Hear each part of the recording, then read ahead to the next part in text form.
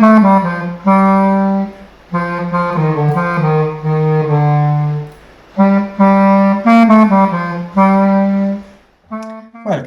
to one more video on subRiemannian geometry. At this point, we know that every Carnot-Karateodori space is a length space. Today, we will see that as soon as the distribution of planes is not the entire tangent bundle, then the Carnot-Karateodori space has a metric dimension that is really different from the one of any Riemannian metric on the same manifold. However, studying arbitrary distribution from the point of view of dimensions, it is difficult since different open sets may have different dimensions. To simplify the discussion, we shall restrict to those distributions that are generating the tangent bundle in the same way at every point. This notion is called equiregularity. The main theorem of this video will be the ball box theorem. For doing that, I first have to introduce the notion of an equiregular distribution. Okay, so let's say we have a distribution. One can just think it's a subset such that for all p in M, delta p is the fiber, so in the intersection of delta with the tangent space, this is a subspace. When you have a distribution, then you can consider the sections, namely those vector fields on the manifold M denotes the manifold, such that at every point they are an element of the subset delta.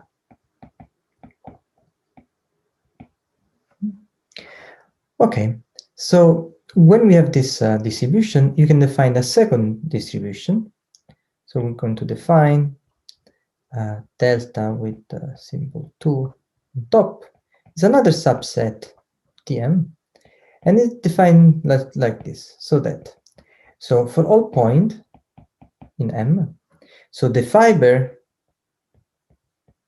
at the point P, which again by definition is the subset delta 2 intersect with TPM, this is the sum of two spaces, is delta P, the previous one, plus the span of all those pairs of vectors, so vector fields evaluated at point P, such that both of these vector fields are in the section given by delta. Okay, some warning immediately. So, even if delta is a subbundle,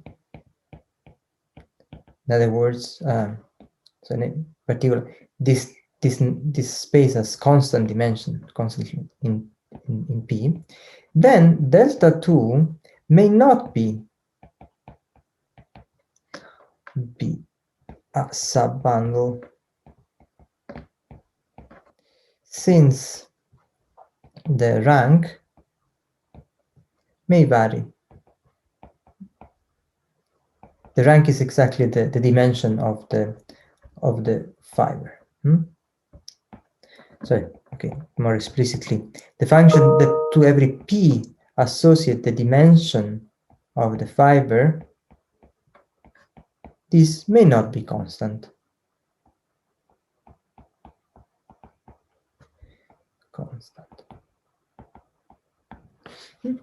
Okay, let's immediately see an example of a situation, okay? So let's consider two vector fields in R3. So in R3, I consider coordinate x, y, z. And this x2 is called tz. And we define delta at P to be the span of x1 at P and x2 at P. Delta is called Martinet distribution. Martinet distribution.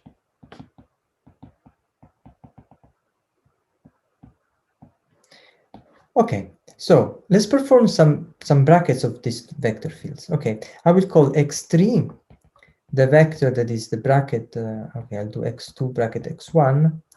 So how to do the bracket? Okay, I have to differentiate respect to x2, x1. So see here, I will have this derivative in x2 in y. So I have dy of y squared over 2 dz, and that's it, because then when I take this derivative of this is a constant vector field, so I have nothing. So this is the vector field y dz. I can perform one more bracket. Take x2 bracket x3, and this is dz. Okay, what do we conclude from this small calculation? So conclusions. So first we have that x1, x2 are sections of delta. Delta is defined this way via this frame x1, x2. So they are sections of delta, which means that if the vector, okay, x1, x2 obviously, but also x3 and x4 are in the Lie algebra generated by these sections. Okay, but now if I take a linear combination of x4 with x1, x2, I see that the dx, dy, and dz, these are in the Lie algebra of generated by this sections, right? Which means that for all points, when I evaluate this at the point, this Lie algebra, then I get the whole tangent space. Okay, so page 4. So for all p, the Lie algebra of generated by the sections of delta evaluated at p, this gives dpr3. In other words, delta is bracket generating.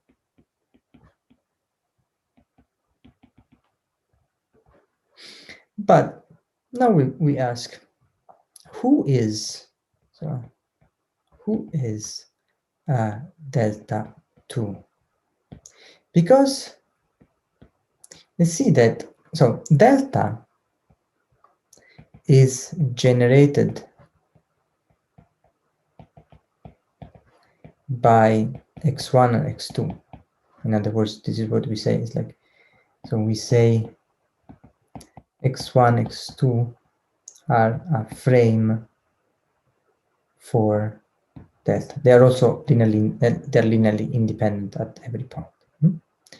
So this means delta p is equal to span of x1 at p and x2 at p. Okay, but look at this calculation we did before. When you bracket x1, x2, you have this third vector field. But this vector field, when I evaluate at a point where y is 0, then this is just 0. It's not really giving me any new direction. But if I bracket once more, I have that direction. Okay, so I would like to say that if I only allowed 2 brackets, then I really have these 3 vectors as a frame. So what we ask is, question, is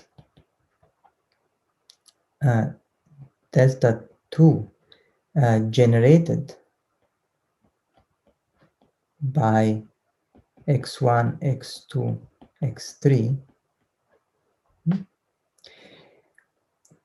And one has to pay attention, because when we take delta 2, we should consider every section of delta. Okay, but I claim that the answer is yes, and let's verify it. Let's verify it. So in general, if I have a section of delta, then since x1 and x2 is a frame, then there exists a1, a2 functions, smooth functions,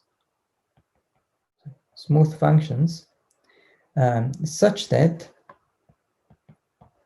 x is equal a1 x1 plus a2 x2. Okay, so now let's take two sections, take also y to be b1 x1 plus b2 x2. Then what is the bracket of x and y? This is a1 x1 plus a2 x2, b1 x1 plus b2 x2. Okay, the bracket is linear, but let's pay attention because a1 and 2 are not constant functions, a1, a2, b1, b2. So first let me write it as a1 x1, comma b1 x1 plus a1 x1 b2 x2 plus a2 x2 b1 x1 plus, make some room, plus a2 x2 b2 x2. Okay, so we have these terms. Let's concentrate on just one term. So for example, let's take this one here. Okay, then what we have to do, a1 x1 apply to b2 x2 minus b2 x2 apply to a1 x1. This is by definition of Lie bracket. Okay, now look at, so here when I perform this derivative, I have to apply the Leibniz rule. So the derivative with respect to x1 of this product is, I have to first take the derivative of b2 and then the derivative of x2. So this is equal to a1 x1 applied to b2 times x2 plus a1 b2 x1 applied to x2. Okay. Then let's continue. I have to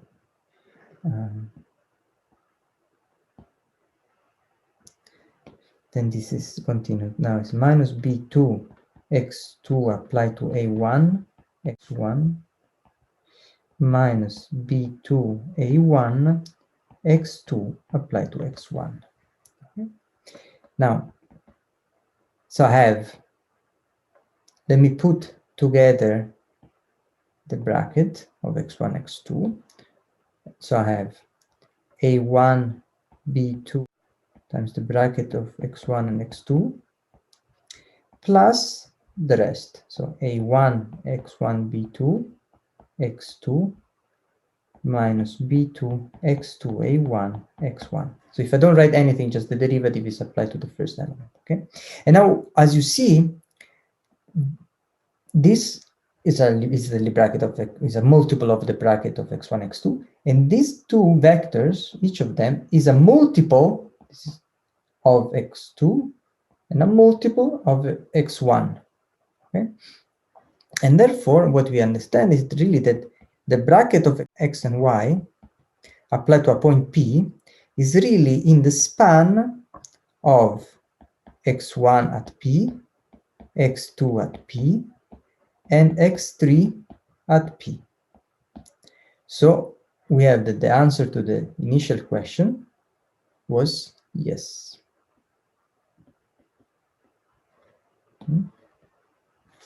Okay. What we deduce from this fact about equiregularity? Now, so we understand that in Martinet distribution,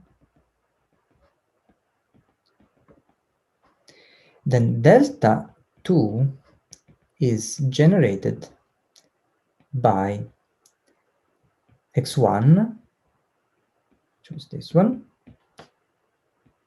x2, which was this one, and x3, which was y dz. Now, what we understand that if y is different than 0, then these three vectors are linearly independent, they form a basis of R3. Therefore, if the fiber at that point, x, y, z, then this is really R3. So we have rank is 3. However, if y is equal to 0, then this object here is just 0, right? So x, y, z actually coincide with the initial fiber, and therefore we have rank 2. In particular, this subset of the tangent bundle is not a subbundle, even if we started from a subbundle. Okay? So these are the situations that we want to avoid. And so we're going to define what is it a good situation for us. So suppose you have a distribution, so subbundle of the tangent bundle, constant rank. And now we're going to define, okay, for simplicity, for later, say the 0 iterated at the point P, this is just 0 for all P. And let's also set delta 1 to be just delta. And now iteratively define delta k plus 1 as a subset whose fiber is the fiber of the kth subset plus the span of brackets x1, x2, ... until xk plus 1,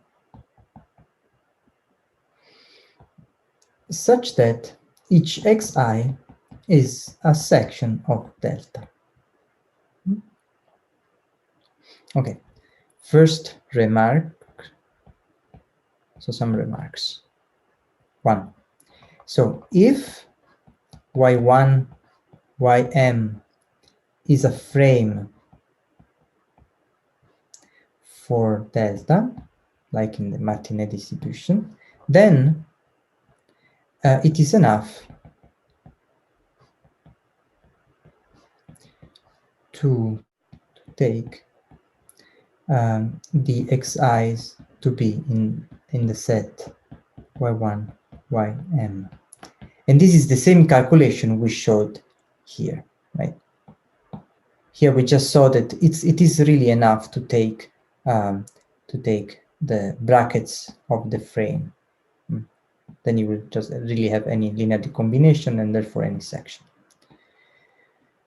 The second remark is that here you see I took a Lie bracket of length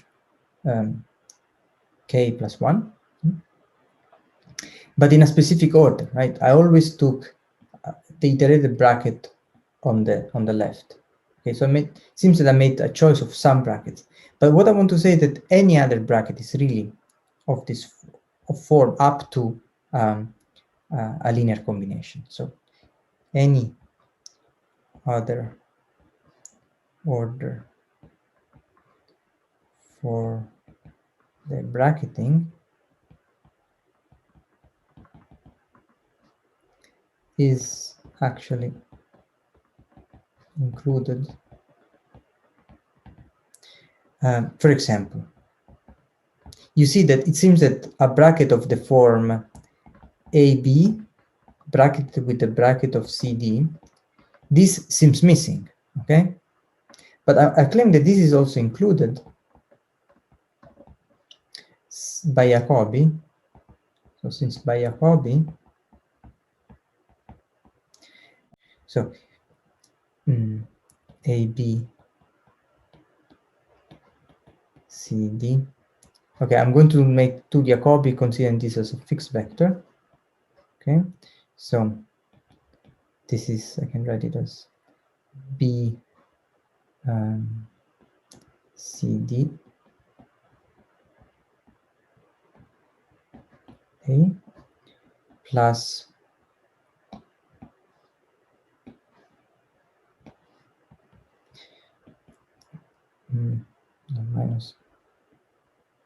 minus C, D, A,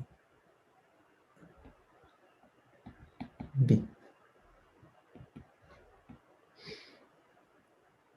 Okay, this is Jacobi, and now let's just put them in order using the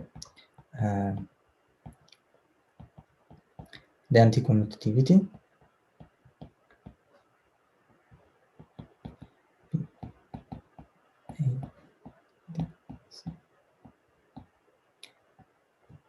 Okay. Right. So you see that also this bracket is of the form of iterated bracket on the left. Okay. So we are really considering all the Lie algebra generated by the vectors, vector tangent to delta. Okay. Now we are ready for the definition. So this is regularity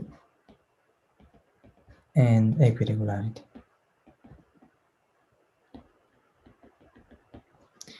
So suppose we have a subset of the tangent bundle.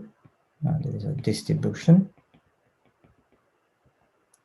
So if you have a point P, you say that is regular if for all k, the function that for each q you associate the dimension of the fiber at q of the kth set, this is an integer, we want that this is constant in a neighborhood of P. Second, delta is equiregular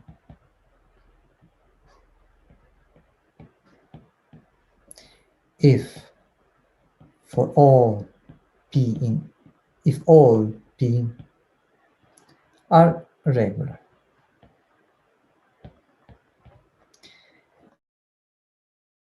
And equivalently, for all k, the function q associate the dimension of delta k at q is really globally constant. Remember that our manifolds are soon connected. And it's the same thing of saying that the subset delta k is a subbundle. So this is the definition of equiregularity. Let me observe that if delta is bracket generating and equiregular, then there exists some s, some integer s, such that the s iterated subbundle is all of the tangent bundle. Indeed. So let's prove this. So take P a point in M. And locally, you can take x1, xm, local frame for delta.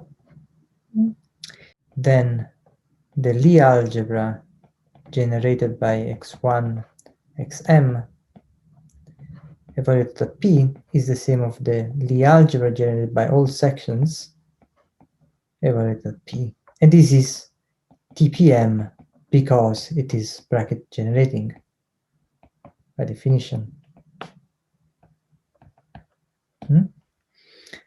Okay, so what does it mean? This means that there exist iterated brackets of these vector fields. There exist iterated brackets, let's call them yj, of the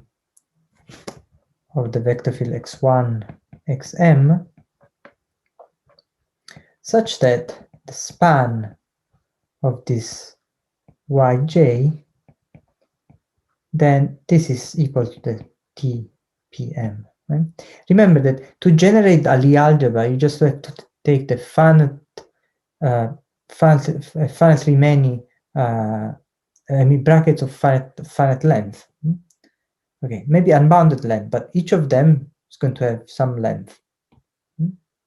Okay, but now let's S to be the maximum of the length of these brackets, then the span of the yj is in the S subbundle, and therefore the S subbundle is the whole tangent bundle. And this is at every point because delta is equiregular.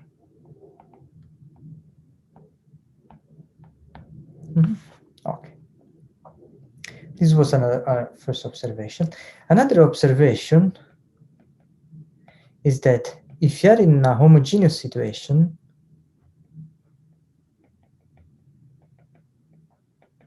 for example, when the space of diffeomorphisms that preserves the distribution acts transitively on the whole manifold, distributions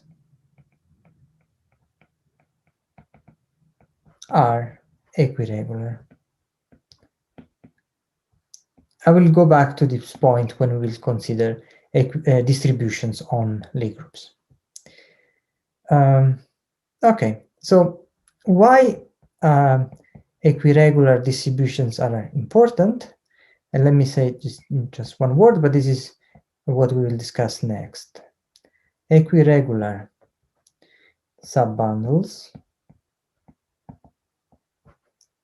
have much better properties than general ones.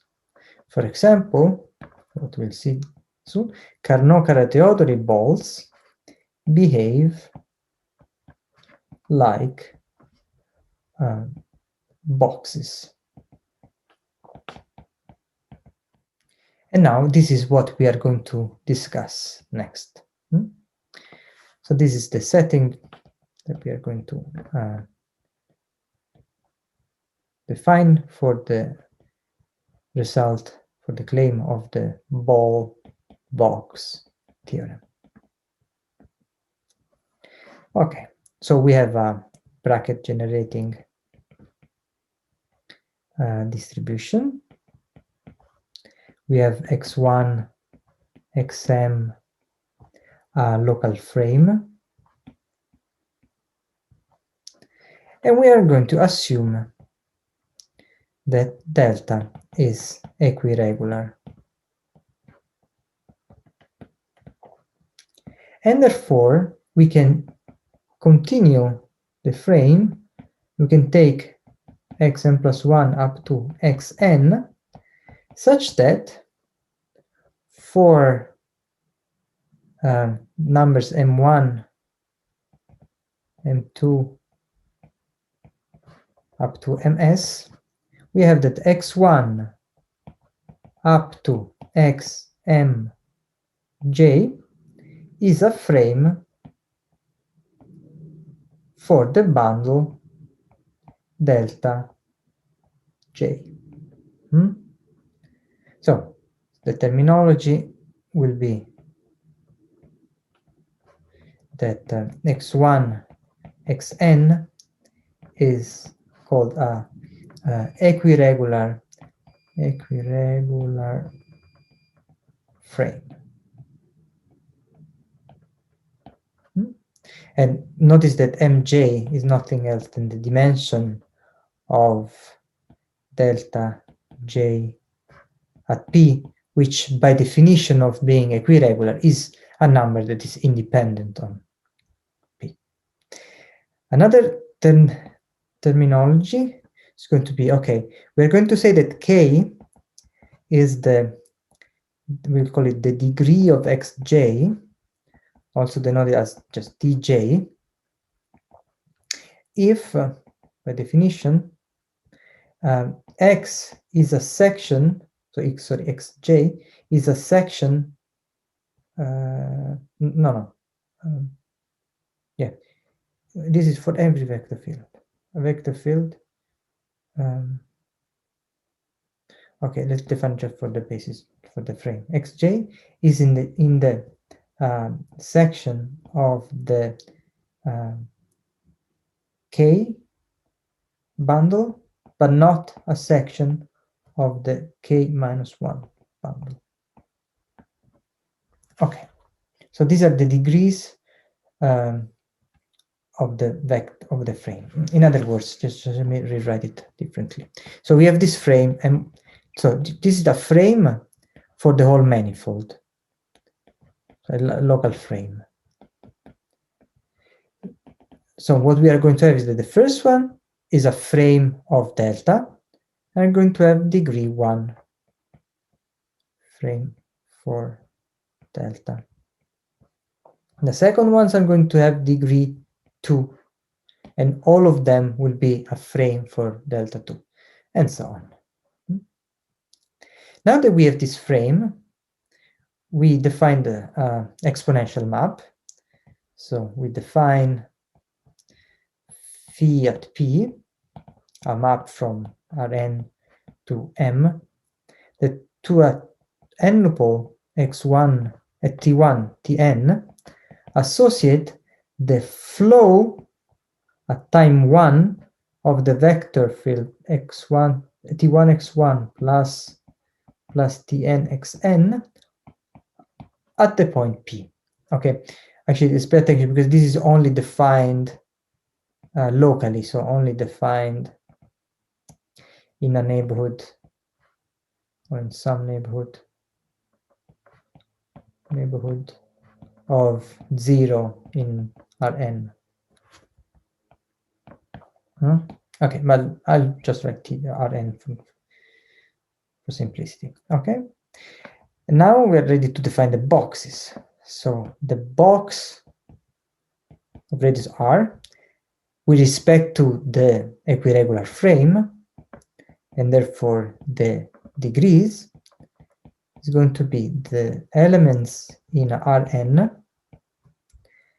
for which the jth coordinate is bounded by r to the degree dj. Okay, so let's make it clear. So this is the degree of xj. So in other words, this is a box because it's the product of minus r m1 times minus r square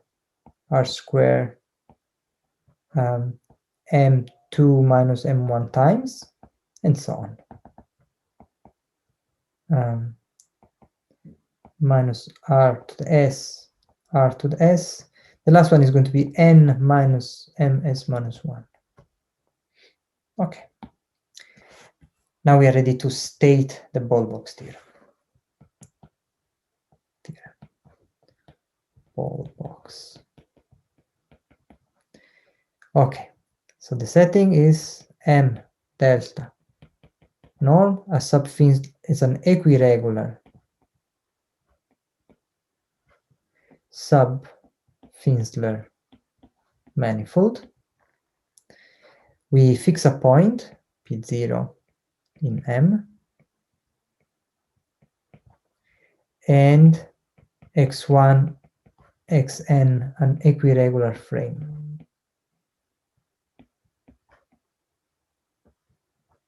Okay, and therefore the equiregular frame will give us the numbers Tj and the map phi P0.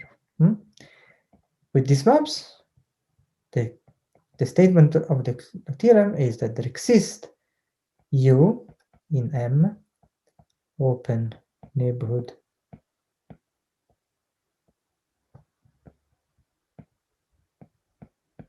of P0. There exists a constant C greater than 1, and there exists some rho greater than 0, such that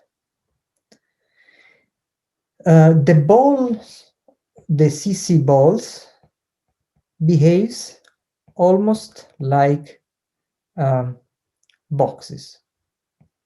So up to this constant, the boxes,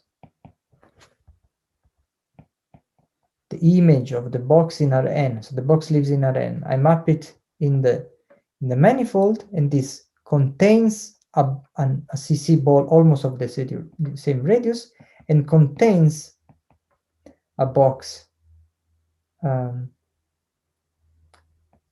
of the same, almost the same radius. DCC, P0, P0, P0, and this is actually, sorry. P is any for all P in the neighborhood U, and for all R in the interval 0 rho. Okay. So I will not give the proof of this theorem in this course. I will only prove it for the case of groups, which is the proof becomes much simpler. Another observation I want to tell you is that this proof is also can be seen as a quantitative version of Chau's theorem, because in particular tells you that the ball contains an open set. So this is a quantitative version of Chau's theorem. Let's see some consequences of the ball box theorem. So the first consequence is that locally equiregular sub-Finsler manifolds are Hölder equivalent to Riemannian manifolds. What does it mean? Actually, I'll start the proof because it's explained better.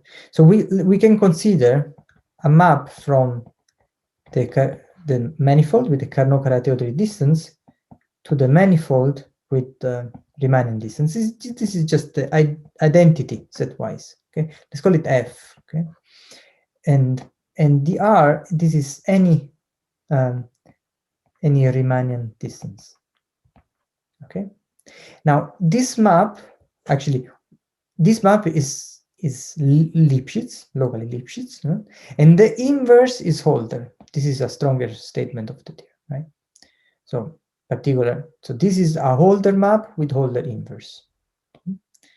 Okay, so let's prove it. One, so D is locally Lipschitz, and so Hölder. And this is because, remember, we as we said, the CC distance is always greater or equal than the Finsler distance associated with the same norm on the whole. So, and this in particular, this is said for this choice of the Finsler distance, then you really have a one Lipschitz map. That this map is one Lipschitz. Okay, and any other Riemannian distance is locally by Lipschitz equivalent to any other sub-Finsler distance. Okay. Two. Okay, now let's prove that the inverse map is Hölder. This is going to be a consequence of the ball box theorem. Okay, so this exponential map, this is a smooth map, and it's a local diffeomorphism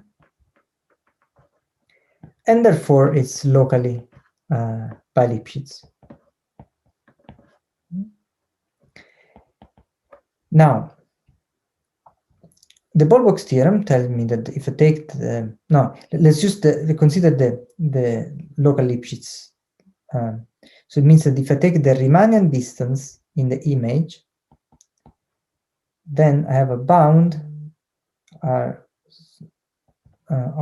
with B in the domain. I take the Euclidean. This is the Euclidean distance. 0 is the point that goes to S, that goes to P. Okay, and here, okay, so P is the image of 0 under the map phi P. Now let me write this inequality, but with power S here, okay? Because now, what do I have? I have that this R to the S ball is contained in the box, because this is contained up to a constant in the square with this as side length, and therefore I can write that this is inside the phi P of the box of radius R. Okay, and that by the Boolbox theorem, this is contained in the CC ball of radius R up to a constant. So maybe this is a different constant. Okay, so what we have proved is that f minus 1 is f minus 1 is 1 over S Hölder. And this is the end of the proof. Okay. Last consequence of the Boolbox theorem is the dimension of Carnot-Cagliari spaces. So for delta, equiregular subbundle, equiregular distribution, I define Q to be the sum of J of dimension of delta J at the point P minus the dimension of delta J minus 1 at P. So what does it mean? This means that,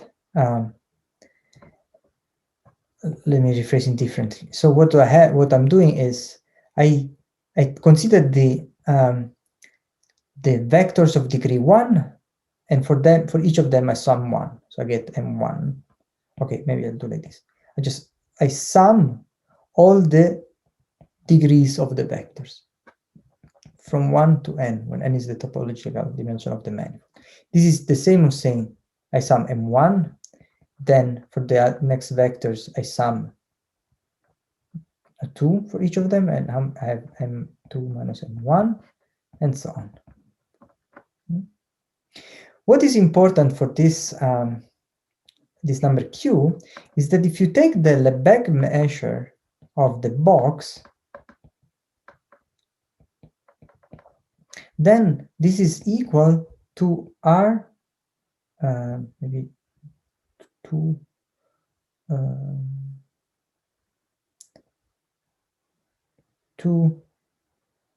is up to a constant. Okay. So okay, how much is this? So this is Lebesgue. So I have so each side length of the box is, let's go back to the box. Okay, so this is 2R, then this is 2R square, and so on. So at the end, I'm going to have 2 to the n R to the Q. I'm not sure. I check this constant if it's correct. But up to this constant is R to the Q. Okay. So the measures of boxes behaves are of R boxes behaves are R to the Q, right? So this will tell us that the space is Alfors Q regular. So if M delta T is an equiregular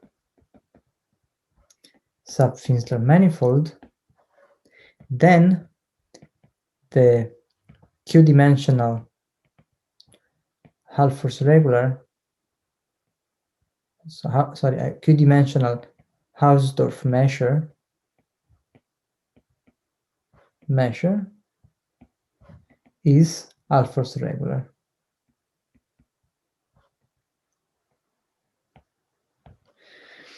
Okay, let's prove it. So locally,